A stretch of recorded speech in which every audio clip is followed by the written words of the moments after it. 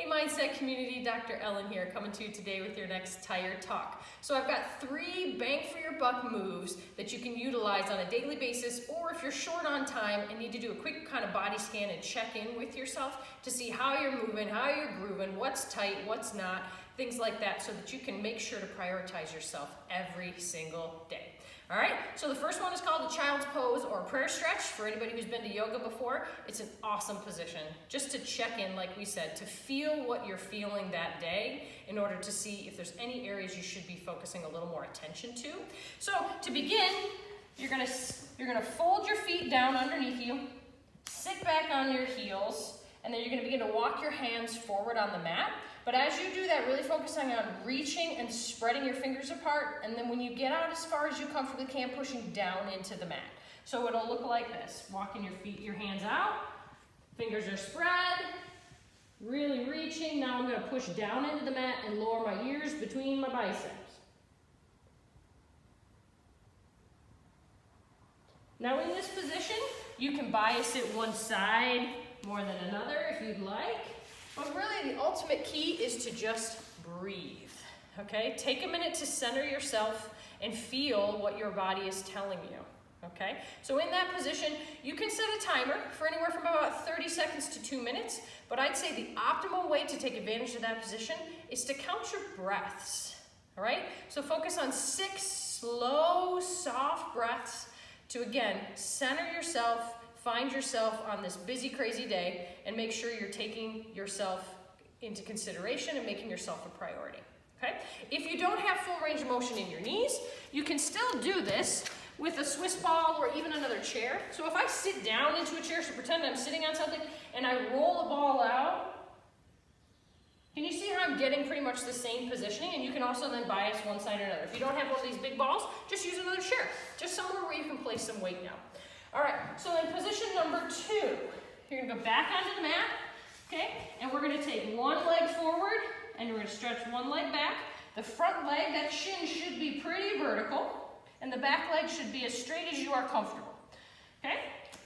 You're also then going to place your opposite hand. So if my right leg is forward, it's my opposite hand, shoulder is over wrist, and to begin the movement, you're gonna push away from that to stabilize the shoulder, and then you're gonna rotate opposite toward the sky.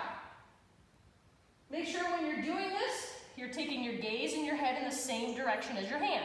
So as you can see, I'm rotating upward to the right with my right, looking to the right. Okay, and from the other way, we switch sides again. Shin is vertical. I'm gonna push down into my right arm, and I'm gonna twist up to the left.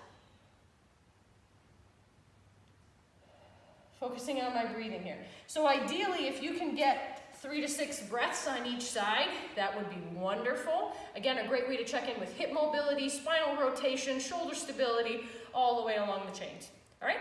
And then the last position we're gonna do is actually a little more stability based. So you're gonna be on hands and knees, okay? And you're gonna reach forward with your right hand, backwards with the left leg. So it's gonna look like that. I'm sure many of you have seen this before, but let's talk about this position. The arm should be, the force should be that way, not up, it should be that way. And same thing with the leg, the force should be going away from you, not up, okay? And notice my head position, I'm in neck neutral. If we're looking up, that's called an extension fault or a spinal fault, we don't wanna see that. So head is in neutral, arm is out straight, shoulder is pushing away into the floor. So I stabilize my shoulder, my right butt cheek is on, okay? We switch sides. It'll look like that. Okay? Now if that's easy, then what you're gonna do is you're gonna point your toe of that bottom leg. Okay? And then you're gonna reach, really focusing on the stability without the assistance of that foot. And you'll see, this is not easy.